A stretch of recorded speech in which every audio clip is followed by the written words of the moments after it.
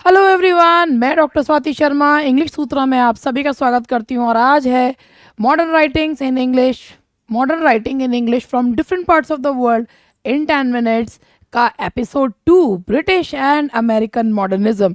भाई, British and American modernism है, आपको ये पता ही है। आज हम एक बहुत फैसिनेटिंग जर्नी शुरू करने वाले हैं जिसमें हम स्टार्ट करेंगे टी.एस. इलियट से हेमिंग्वे तक, वो एज जहाँ इंसान ने दुनिया से नहीं अपने आप से सवाल पूछा कि भाई, एक सवाल ये है कि वर्ल्ड वॉर के बाद लोगों का फेथ, लव और आइडेंटिटी सब टुकड़े टुकड़े क्यों हुआ जी, सब टुकड़े टुकड़े क्यों हुआ।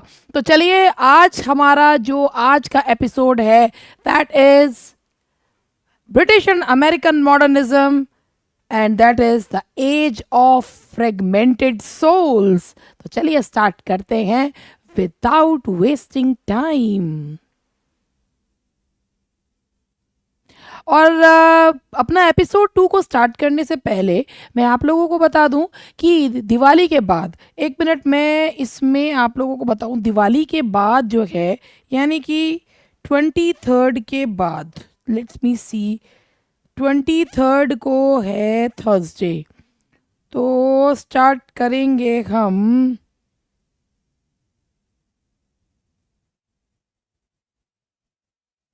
हम स्टार्ट करेंगे 28th से।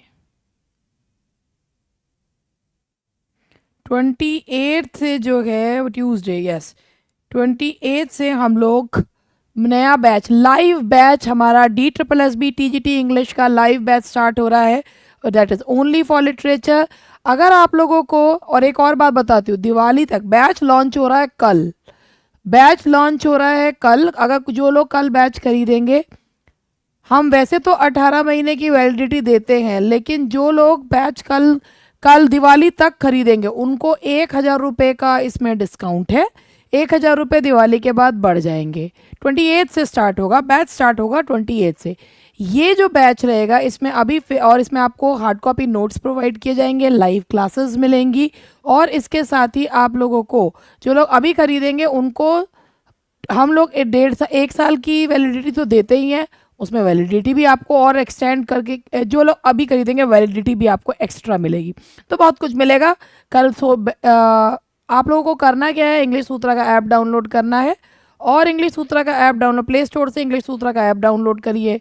वेब से जो है आप हमारी जो है भाई वेबसाइट पे भी देख सकते हैं, और विंडोज़ पे भी हमारा जो ऐप है इंग्लिश सूत्रा का ही ऐप है, इंग्लिश सूत्रा का ऐप डाउनलोड करिए। और उसके बाद देखिए, इसके बाद भी अगर आपको कुछ और पूछना है तो 7895937338 पर आप कॉल कर सकते हैं। तो चलो, इसके अलावा LT के बैचेस हैं, जिनका मन कर रहा हो LT का खरीदने का, आप आइए। सबसे पहले आप इंग्लिश सूत्रा के इसको देखिए कि इंग्लिश सूत्रा का जो है भाई क्या क्या है, कंटेंट में क्या चीज़ें हैं, आप लोग सब कुछ देखिए। और चलिए, मैं अब आप लोगों को हमारा जो आज का है भाई साहब, बहुत ही बढ़िया जो है वो चीज़ है, एपिसोड 2 है।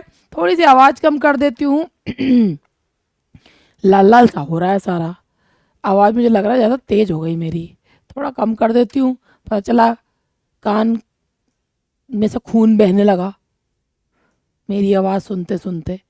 तो चलो भाई, अब स्टार्ट करते हैं। और now let's move to our next. तो सबसे पहले आज हमारा जो यहाँ पर, सबसे पहले हमारा भाई, मैंने आपको बताया कि ये जो था टी.एस. इलियट से हेमिंग्वे तक अपने आप से सवाल पूछा, टुकड़े टुकड़े हो गया, and that is the age of fragmented soul. तो चलो स्टार्ट करते हैं, from T S. Eliot to Hemingway, British and American modernism, and that is episode 2 and first of historical background. चलो चलते हैं 20th सेंचुरी में। ये जो अर्ली 20th सेंचुरी थी, इसमें बहुत सारा, that was the period of Wars, industrial change and moral crisis. क्या हुआ सबसे ज़्यादा भाई, सबसे ज़्यादा ये पीरियड में ना युद्ध बहुत हुए, लोग बहुत लड़ोकड़े हो गए थे। That was the period, world war first, world war second, लोग बहुत लड़ोकड़े हो गए थे। लोग तो लड़ोकड़े अब भी हैं, मगर उस समय ज़्यादा ही हो गए थे। इंडस्ट्रियल चेंज तेज़ी से इंडस्ट्रियल चेंजेस हुए, इंडस्ट्रीज स्थापित हुई। इंडस्ट्रीज जब स्थापित होती है ना, तो वो अपने साथ बहुत कुछ लाती हैं। अगर वो बहुत कुछ देती हैं ना, तो बहुत कुछ वो आपसे बदले में लेती भी हैं। यानी कि क्या ले लेती है भाई, देखो, इंडस्ट्रियल रेवोल्यूशन जब होता है, जब इंडस्ट्रीज़ कहीं पर आती हैं तो आपको भाई क्या देती हैं? पैसा देती हैं, आपका लाइफस्टाइल इंप्रूव करती है, क्या लेती हैं आपसे? आपको इंसान कम नौकर ज़्यादा बन जाते हो। समय जीने उठने का जो है वो मतलब जागने और उठने का समय आपका निश्चित नहीं होता। इसके अलावा मेंटल हेल्थ बहुत ज़्यादा जो है भाई, मेंटल हेल्थ सबसे ज़्यादा कोलैप्स होती है। क्यों? क्योंकि वर्कर्स जो होते हैं, अब जहाँ भी हम वर्कर्स हैं, वर्कर्स जो होते हैं ना, उनको सबसे ज़्यादा जो प्रॉब्लम आती है वो यही आती है कि उनके लेबर का फ़ायदा तो मैनेजमेंट उठाता है, मगर उनको वो सब नहीं मिलता जो वो डिज़र्व करते हैं। और इसके अलावा और क्या आता है? Moral crisis. मॉरल क्राइसिस, क्योंकि जब बहुत when people become too practical, too materialistic, they think only about themselves. तो जो ये हिस्टोरिकल बैकग्राउंड है जो हम टी.एस. इलियट से हेमिंगवे तक का जान रहे हैं, और बेसिकली हम लोग अभी अर्ली 20th सेंचुरी मॉडर्न, क्योंकि राइटिंग्स की बात कर रहे हैं, तो 20th सेंचुरी इस समय पे जब ये तेज़ी से ये चीज़ें हुई ना, इंडस्ट्रियल चेंज, मॉरल क्राइसिस, और क्या हुआ? Collapse of faith in religion. सबसे पहले धर्म पर से विश्वास गया, और प्रोग्रेस, फेथ, लोगों ने बहुत तेजी से भाई प्रोग्रेस तो तेजी से करी, मगर धर्म पर से विश्वास उनका खत्म हो गया। राइज ऑफ मॉडर्निज्म, राइटर्स ने सबसे पहले जब उन्होंने जो चीज़ ऑर्डर में थी, विक्टोरियन एज में हर चीज़ ऑर्डर में थी, मॉडर्न एज में वही चीज़ का ऑर्डर बिगड़ गया। तो मॉडर्निज्म में जब सभी चीज़ के साथ एक्सपेरिमेंट हो रहा था, तो राइटर्स ने भी फॉर्म के साथ, वॉइस के साथ, स्टाइल के साथ, सब चीज़ के साथ उन्होंने जो है वो एक्सपेरिमेंट करा। और सबसे बड़ी बात, जब इंसान के पास आसपास बहुत सारे लोग होते हैं, बहुत सारे दोस्त होते हैं वर्चुअल लाइफ में, अंदर से वो बहुत अकेला होता है। सेम यही चीज़ मॉडर्न एज में लोगों ने फील करी कि वॉर के बाद उन्हें इंसान की रियल आइडेंटिटी पता चली कि कैसे लोग जो थे ना, जब परेशानी का समय होता है ना, तो कैसे लोग जो है ना जानवर हो जाते हैं। तो अकेलापन, तो यहाँ पर आउटर रियलिटी से एक्सटर्नल कॉन्शियसनेस की तरफ फोकस शिफ्ट हुआ। लिटरेचर वॉर के बाद it became a mirror of human disillusionment. इंसान का विश्वास टूटे टूटे हो गया और लोगों का विश्वास पूरी तरीके से टूट गया। That literature was meant only for inner search, for the search of meaning. Why am I hear? What is my purpose of living? Because people became completely disillusioned. तो ये था पहला हिस्सा। अब बात करते हैं टी.एस. इलियट की। टी.एस. इलियट जो है, टी.एस. इलियट 20th सेंचुरी के एक रिप्रेजेंटेटिव पोएट माने जाते हैं, जिन्होंने वेस्टलैंड लिखकर उस समय का एक डिसइल्यूजनमेंट बताया है। T S. Eliot, the poet of wasteland, famous work wasteland 1922, a landmark है, एक लैंडमार्क पीरियड है, एक वो पीरियड है जिसमें उन्होंने ये बताया कि भाई सब कुछ टुकड़े टुकड़े हो चुका है, सब कुछ जो है ना, एक मतलब मेरे ख्याल से अगर टी.एस. इलियट के समय पे ये गाना होता तो वो ये गाते, ये क्या हो गया है, ये क्या हो गया है मेरी नींद। मतलब वाकई में ये गाना तो वैसे रोमांटिक वे में है, लेकिन वाकई में वॉर के बाद लोग बहुत ज़्यादा टूट गए थे। इसकी थीम थी spiritual emptiness, fragmentation of modern civilization. Wasteland की थीम क्या है? इंसान खाली हो चुका है आत्मिक रूप से, मॉडर्न सिविलाइजेशन टुकड़े टुकड़े है। इसमें ना कोलाज ऑफ मिथ है, ये कोलाज है। कोलाज कैसे है? इसमें बेसिकली कोलाज का जो इन्होंने बताया है, कोलाज इसमें एक दो, इस पोएम में 200 voices, 25 languages and one truth. It's that is why it's called a collage. इसमें मल्टीपल वॉइस है, 200 voices, 25 languages and one truth. April is the cruellest month. Why? क्यों? क्योंकि भैया इसमें यह बताया वर्ल्ड वॉर फर्स्ट के बाद दुनिया, ये वो गाना सुना आप लोगों ने, ये दुनिया ये महफिल मेरे काम की नहीं। Obviously people started feeling like that at that particular time. क्यों? क्योंकि आप एक चीज इमेजिन करो कि युद्ध होता है, तो युद्ध सिर्फ अपने साथ विक्ट्री नहीं लाता है, युद्ध बहुत सारे सपनों को तोड़ता भी है। युद्ध के बाद जो वो एक रैकनिंग होती है, एक मॉरल रैकनिंग भी होती है। एक खालीपन भी वो दिखाता है कि युद्ध अपने साथ सिर्फ विक्ट्री नहीं लाता है, युद्ध बहुत सारे सपने तोड़ता भी है।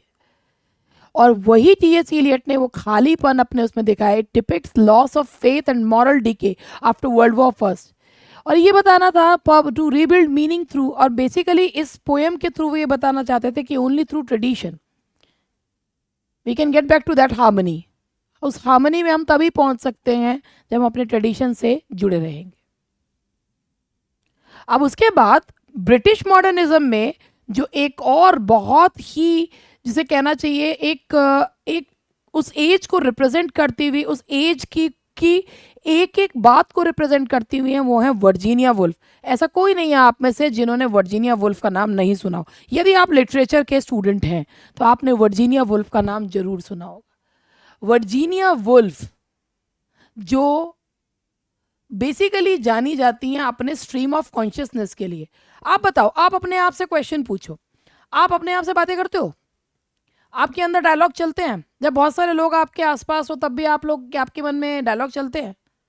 आप खुद से बात करते हो? क्यों क्यों बात करते हो खुद से? जब अकेलापन महसूस होता है ना, तब इंसान खुद से बात करता है।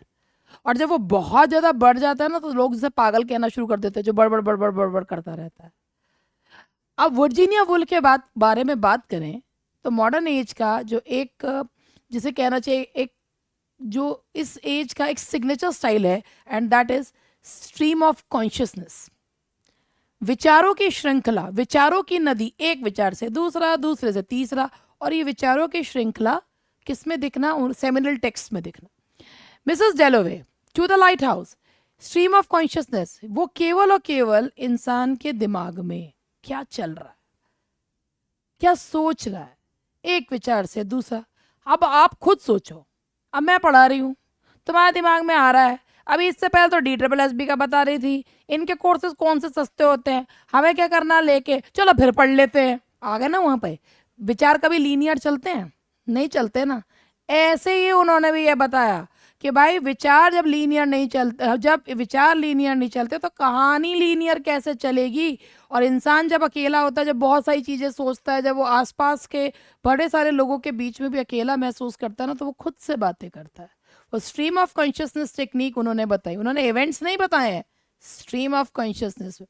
She was more concern with inner reality than the outer reality. Memory, उन्होंने लाइफ को इमोशनल एंड साइकोलॉजिकल एस्पेक्ट से देखा।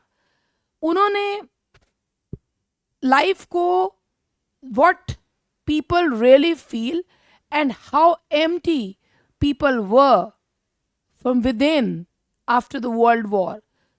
एक चीज आप महसूस करिए, आजकल जैसे किसी को किसी चीज से फर्क नहीं पड़ता, मैं और मेरा फोन जिंदाबाद, वो वाली चीज आ रही है। कोई क्या हो रहा है दुनिया में, क्या घट रहा है, किसी को कोई फर्क नहीं। People have become addicted to this social media and all that. अगर एक दिन ये नहीं होगा, रील्स एंड ऑल दैट, आप ये सोचिए उसके बावजूद भी लोग अकेले हैं। मेंटल हेल्थ क्यों डिटीरियोरेट हो रही है? वो उसका रोने का रीज़न यही है कि आपके पास इतने लोग हैं मगर बोलना सब चाहते हैं, सुनना कोई नहीं चाहता। इसलिए इंसान जब अपने आप से बात करता है, अपने आप से बात करता है, अपने आप को समझाता है, अपने आप को जस्टिफाई करता है, हर चीज़ अपने आप से करता है, और वो इतने सारे लोगों के बीच में होता हुआ भी अकेला होता है। This same thing was expressed by Virginia Woolf. Theme, the fluid nature of human identity and perception. Ernest Hemingway पे आ गए हम। अर्नेस्ट हेमिंग्वे, कल मैंने आपको एक चीज़ बताई थी, लॉस्ट जनरेशन। ये लॉस्ट जनरेशन टर्म दिया था गर्ट्रूड स्टीन ने, लेकिन इसको जो फेमस बनाया था हेमिंग्वे ने। लॉस्ट जनरेशन वो जनरेशन थी, दे वर डिसइल्यूजन्ड, जो वर्ल्ड वॉर और उसके बाद के आफ्टरमैथ किससे बिल्कुल उसके बीच में ना हिले हुए थे, जो अपने आप को एडजस्ट नहीं कर पा रहे थे। एकदम से वर्ल्ड वॉर के बाद जो उनकी गवर्नमेंट ने उनसे चाहा कि आप जो चीज़ जैसे बदल रही है उसके हिसाब से एडजस्ट हो जाओ, वो नहीं कर पाए। It was a lost generation. ये they were unable to make balance between the harsh reality and their real self. तो यहाँ पर ये लॉस्ट जनरेशन है ना, ये लॉस्ट जनरेशन के पार्ट हैं वर्ल्ड वॉर फर्स्ट के बाद। अर्नेस्ट हेमिंग्वे का एक बहुत अच्छा कॉन्सेप्ट है कोड हीरो। कोड हीरो का कॉन्सेप्ट है मर जाएंगे मिट जाएंगे, हार नहीं मानेंगे, हार नहीं मानूंगा। कोड हीरो वही होता है। और कोड हीरो का कॉन्सेप्ट उन्होंने दिया है अपने ओल्ड मैन एंड द सी में। आपने ओल्ड मैन एंड द सी में सेंटियागो का कैरेक्टर जिस किसी ने पढ़ रखा है, मेरे ख्याल से आप सभी ने पढ़ रखा होगा, सेंटियागो जो है वो हार नहीं मानता, वो घुटने नहीं टेकता कि भाई उसको उसके ऊपर ये भी आरोप लग जाता है कि भाई वो एक जिंक्स है, वो मछली नहीं पकड़ पा रहा है। वो मछली भले ही साबुत हालात में लेके नहीं आ पाता, मगर वो मछली लेकर आता है। तो ये है कि चाहे what ever be the circumstances, मैं झुकेगा नहीं, वो वाली स्थिति होती है कोड हीरो की। तो फेमस वर्क्स हैं the old man and the sea, a farewell to arms, the sun also rises, और इनकी फेमस थ्योरी है आइसबर्ग थ्योरी। आइसबर्ग थ्योरी मतलब होता है इतना सा हिस्सा दिखता है और बहुत सारा हिस्सा छोड़ दिया जाता है। अरे खुद भी तो कुछ समझ लो, हमारी भी तो आइसबर्ग सीरीज ही है, पॉइंट पॉइंट दे रहे हैं, बाकी का बहुत सारा हिस्सा समझना है, वो भी हम अपनी लाइफ में समझाएंगे। लेकिन आइसबर्ग थ्योरी का मतलब होता है कि a part is given and the rest of the things have much deeper meaning beneath the surface. Style short, simple, direct. इनके हीरो कैसे होते थे? Stoic, brave, accepts pain without complaint, and all these are characteristics of a code hero. ये code hero के concept है। और theme रहती थी courage, endurance, human dignity in a meaningless world. अब आते हैं, देखो ये अमेरिकन, दो हमने अमेरिकन ब्रिटिश राइटर्स लिए थे, टी.एस. इलियट, वर्जीनिया वुल्फ, और दो लिए हमने American writers Hemingway and F Scott Fitzgerald, है ना। तो स्कॉट फिtzgerald जिनका बहुत बहुत बहुत फेमस वर्क है द ग्रेट गेट्सबी, और इसमें उन्होंने ना अमेरिकन ड्रीम क्या था, एक अमेरिकन ड्रीम को क्रिटिसाइज किया है। अमेरिकन ड्रीम एक कॉन्सेप्ट था कि हर व्यक्ति को एक मटीरियलिस्टिक लाइफ जीने का अधिकार है, मुझे जीना है, मुझे जी लेने दो, है ना। लेकिन when you become too practical, too materialistic, then you forget your responsibilities towards society. आपको अपने परिवार को, अपने आप को सुविधाएं देनी है, दीजिए, but not on the cost of others. And that was American Dream. इसकी setting glittering 1920s, wealth, glamour, बहुत पैसा है, ग्लैमर है, मगर इमोशनली खाली है, पार्टीज हैं, पार्टी डांस करना है, बहुत ग्लैमर है, मगर अंदर से आवारापन, खालीपन बहुत ज़्यादा है। ये चीज़ आप ये सोचिए, जो मतलब वो स्थिति दिखाई है जो आज हमारी, जो हम लोग आज फील भी करते हैं, महसूस करते हैं। People have everything but still they feel empty with in. क्यों? खुद से क्वेश्चन पूछो, ऐसा क्यों है? क्यों जो है कि इतना सब कुछ होते हुए भी लोग अंदर से अकेले हैं? रीजन क्या है? बताओ, क्या रीजन है? वही वर्ल्ड, वेल्थ है, ग्लैमर है, मगर कोई वाकई में सच्चा दोस्त नहीं है, सच्चे दुख सुख बांटने वाला नहीं है। परेशानी होते ही एक आवाज पे लोग कोई भी खड़े होने वाला नहीं है। ये असली रीजन है अकेलेपन का। सिंबल क्या है इनके, एफ स्कॉट फिtzgerald के Gatsby's dream, human longing and failure. अगर बहुत ज्यादा you become too materialistic, then obviously you run too fast, and what you leave behind, your relationships, अपने रिश्ते पीछे छोड़ देते हैं। And a time comes when you feel for those relationships and they are nowhere to be found, नहीं मिलते। तो इसकी फेमस लाइन से, so we beat on boats against the current, love, illusion and disillusionment. तो common themes अगर हम बात करें हेमिंगवे, इलियट, वुल्फ एंड फिtzgerald के बारे में, तो इनका है एक डिसइल्यूजनमेंट। एक्चुअली उनका ये, उन्होंने बताया ये है कि भाई एक समय है कि जिसमें युद्ध के बाद लोगों का विश्वास टूटा। किस चीज़ पे से? वसुधैव कुटुंब का, कोई सगा नहीं है, कोई अपना नहीं है, ऐसा कोई सगा नहीं जिसको अपन ने ठगा नहीं, वो वाली चीज़ जो है वो इनमें है कि डिसइल्यूजनमेंट, की जहाँ जिसको मौका मिलता है वो दूसरे को धोखा देता है। Fragmentation of self and society, society is fragmented into so many groups, और खुद भी आपस में टुकड़े टुकड़ों में बटे हुए हैं। Search for meaning in chaos, जब सब तरफ केओस ही केओस है, यानी कि सब तरफ अफरा तफरी है, तो मैं कौन हूँ, मेरा क्या अस्तित्व है, इसे पाना। लिटरेरी फॉर्म्स के साथ एक्सपेरिमेंटेशन, जब सभी चीज़ अलाइंड होती हैं तो एक्सपेरिमेंट्स नहीं होते हैं। एक्सपेरिमेंट्स तब होते हैं जब अलाइनमेंट नहीं होता है, जैसे मैं कर रही हूँ इस समय। Psychological depth and focus on human mind, a shared portrayal of the modern broken soul. तो चलिए यहाँ पर इलियड टू हेमिंगवे जो ये जर्नी है, ये डिस्पेयर से रेजिलियंस की तरफ है, यानी कि टूट जाएंगे मगर हार नहीं मानेंगे। इलियड के स्पिरिचुअल वेस्टलैंड से हेमिंगवे के कोड हीरो था। ये राइटर्स ने आर्ट एंड कंफ्यूजन को क्रिएटिविटी में बदला। यही तो राइटर्स की खूबी होती है भाई। Modernism taught that even in a shattered world language can rebuild faith. सही बात है भैया, दुनिया भले ही दुनिया टूटी हुई है ये बताने के लिए भी भाषा की जरूरत है। And they have skilfully use the language. English को उन्होंने बहुत स्किलफुली यूज करा है टू प्रेजेंट देयर आइडियाज।